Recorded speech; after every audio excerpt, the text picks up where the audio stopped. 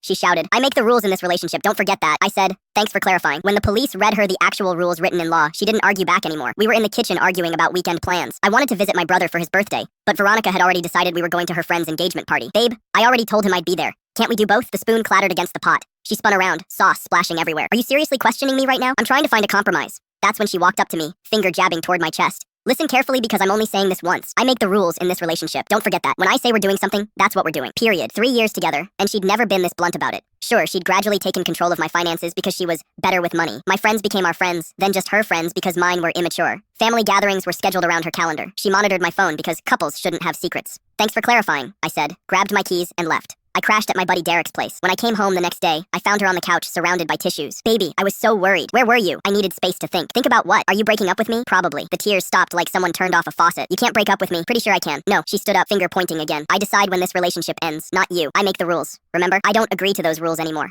She laughed. You don't get to disagree. That's not how this works. Veronica, I want you to move out. You can't kick me out. I live here. You're not on the lease. You don't pay rent. You're a guest who's overstayed their welcome. Without me, you're nothing, she said. Your clothes were outdated. Your friends were losers. Your family is unworthy. Then I guess I'll be nothing in my own apartment. You have 30 days. That was 6 days ago. I thought that would be the end of it. Instead, she acted like nothing happened. Made breakfast the next morning, rearranged my entire living room, then dismantled my gaming setup and stuffed it in the closet. You spend too much time on games. I decided you need a digital detox. That's a $3,000 setup. Money you could have spent on our future. I installed a lock on my bedroom door. She tried to break in at 2 a.m. I caught her on camera trying to pick it with a bobby pin. Then she started calling my workplace, telling them she was my wife and there was a family emergency. When that didn't work, she claimed I was having a mental health crisis. HR had to ban her number. How dare they restrict me from contacting my boyfriend? She screamed. Ex-boyfriend. And you were bothering my workplace. That's when she grabbed a frying pan, not threatening anyone, just holding it while she ranted about how I'd regret this, how she'd given me the best years of her life. My brother quietly called 911. You think you can just throw away 3 years? She said, waving the pan. I've invested too much in you to let you go now. I decide when this ends. Police arrived within minutes. Ma'am, I need you to set the pan down, the female officer said. Why? It's my pan from my kitchen. Ma'am, please put it down. She set it on the counter. This is ridiculous. He's trying to throw me out of my own home.